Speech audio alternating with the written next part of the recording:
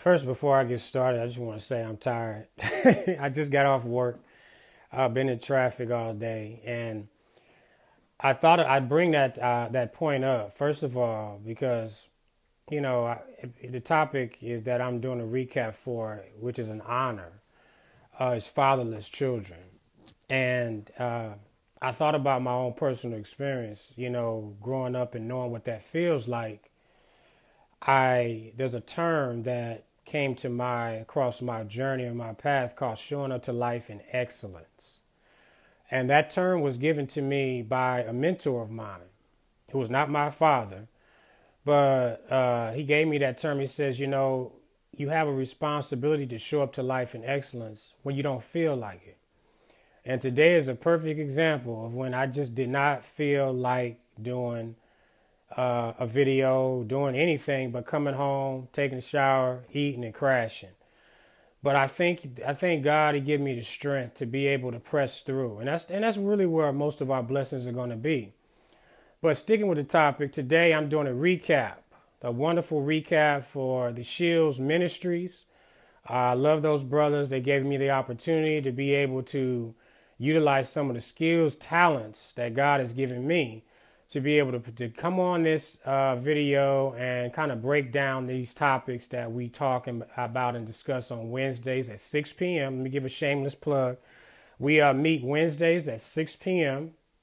and there is a conference number and so forth and so on. I will also post that information for those interested. It's a wonderful opportunity for brothers to come together all over the country and talk about topics that we don't get a chance to talk about in church, but that are based on spiritual principles and concepts that we like to share with people, but just real world, real life scenarios that brothers go through, that men go through, that people go through in this journey that we call life. But so today's topic is fatherless children.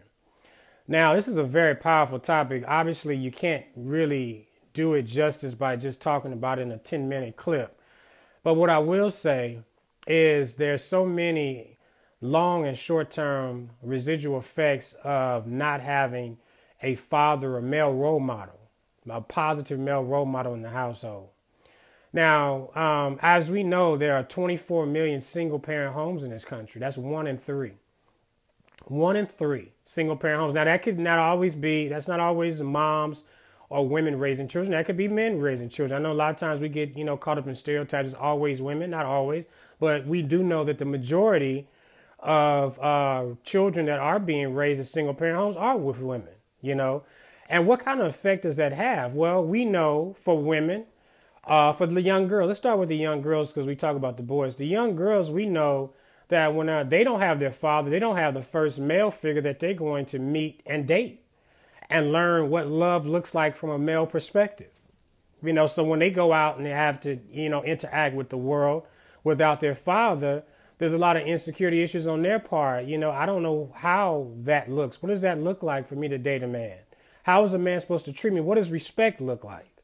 A lot of times you see that a lot of women are looking for a lot of attention that don't have their father's, the first male figure in their life's attention. So they're looking for attention from men, and that comes a lot of times in negative arenas. It's no accident that teen pregnancy is higher when there are no male figures, no positive male role models in the house. The dropout rate is higher, significantly higher. We're talking about 60 to 70%. Suicide rate is higher because there's a hopelessness aspect in that. The guidance that a father and the code of ethics and the value systems and the blueprint for that set early is not there. The protector of the home, how most women want to feel protection, is gone. Now, we talked about the women. Let's talk about the brothers. Now, how does it affect young men when they don't have their fathers? Well, what we normally see is that they find male figures in the streets or in other avenues. Some find pastors, some find coaches, but a lot of them go into illicit areas of lifestyle to find that family, to find that father figure, to find someone to coach them. I'm firmly an advocate for coaching. I think we all need coaching, life coaching, coaching on how to navigate through the different challenges that life presents us as men and as women. So for a young man at the age of maybe 10, 11, 12, even 13, he starts to see if he doesn't have a positive male role model, he's looking around for that. And then there's insecurity issues. Now, if Johnny has his father, how come I don't have mine? You have that issue, what's wrong with me? And a lot of times we're too young to be able to understand the psychological issues that fathers go through when they end up leaving, and the psychological issues that mothers go through when they have to now take take over a role that's not natural for them, that puts a lot of pressure on them to be a man and a woman, a father and a mother to their children. That creates anxiety, and that anxiety sometimes is taken out on the children. And then you're looking at a situation now where young boys are now going out looking for those role models. Sometimes they don't always choose the right one because we don't know what we're looking for. We're just looking for something. We're searching for something to guide us and to show us how to be a man, how to deal with women, how to deal with feeling less than and inferiority, how to have that self-esteem that we need to have going into corporate America, going to school. Being able to know what it means to be a leader and not a follower. A lot of times you'll find that if we don't have that, it's easy to start to follow people and not realize that we have leadership qualities and we don't know what those qualities are. So fathers provide a backbone to the family. They provide protection to the family. They provide a moral standard, a moral compass to the family. And what's so great about that is that I love shows like Good Times where you see James Evans. When James left the show, it seems like all hell broke loose on that show. And not only on that show, on many of shows. When the father, the patriarch, leaves the family, it seems like the family is exposed and unprotected to all sorts of influence, positive and negative, but mostly negative. And so the family structure was the dynamic of the family was started at the head being the man. Now, that doesn't mean the man has a right to disrespect the woman. It just means that God made it to where roles were clearly defined.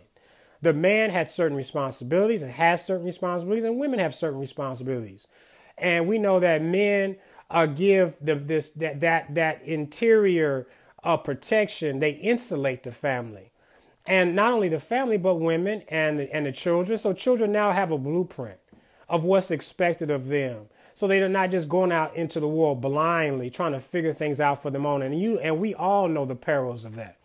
But I just thank God, even in my own life, when I didn't have my own father, that I was given some positive male role models. I had some negative ones, but I was given some positive ones.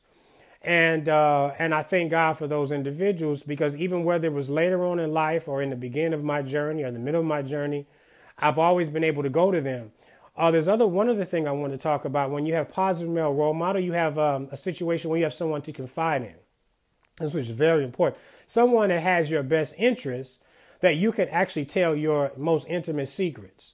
Having someone tell you how to use a condom, tell us how to drive a car, personal hygiene that men need to have. I'm not ashamed to say it. I was raised by a woman, my mom, and I'm taking baths, like a woman. I hate to say it, taking a bath is male or, female trait, but I'm taking baths all the way up into high school. Because, I didn't understand that I could stand up and, showers were great. And, not knowing certain hygiene, even how to wash yourself as a man is different from wash yourself as a woman. And that, that seems like such an elementary issue. But when you don't have men to show you how to even keep your own personal upkeep, that's important, And so those things, learning those things, coming up, how to throw a ball, your athletic prowess. What are your gifts and talents, educationally, being confident to go up to the chalkboard when a teacher calls you and having a strong voice, not being intimidated by that situation, because that situation continues to show itself up in life. You're always going to have a situation where it's going to be your time to have to stand in front of someone and be confident enough to project and speak and know and tell your truth, and I thank God for that, because I believe fathers are important to give us that voice and give us that power, and that I call it, give us that baritone in our voice. Let us, project our words and not be ashamed to look a man in the eye. That's one of the things that was talked about in a very popular book. I won't bring up that, but that, men that don't have their fathers, they don't look men in the eye. They have this look on the ground complex, this pimping prostitute complex where you look down, you don't talk to people and look them in the eye. You don't have that integrity and that confidence that you need. So I just thank God for this opportunity to recap. We had some wonderful brothers tell their stories on the call. We're going to do a part 2 to fatherless sons and fatherless children. And we're going to be able to really open up this thing, and talk about and get into the roles more, define the roles even more. And why can't a woman, it wasn't meant for a woman to raise her children alone, and some of the things she's dealing with. I thank God for this opportunity. This is Shields Ministries recap, fathers and fatherless sons, fatherless daughters, part 1. We're going to do part 2. My name is Lemuel Edmondson. I'm known as The Truth on Instagram. If anybody wants to check my Instagram out, I will be posting these videos on YouTube, and I want you guys to continue to pray for me as I pray for you. The videos will continue to get better as I get seasoned. And I love this because this takes me into my purpose and my stepping out in faith. And I just thank God again for the opportunity. God bless.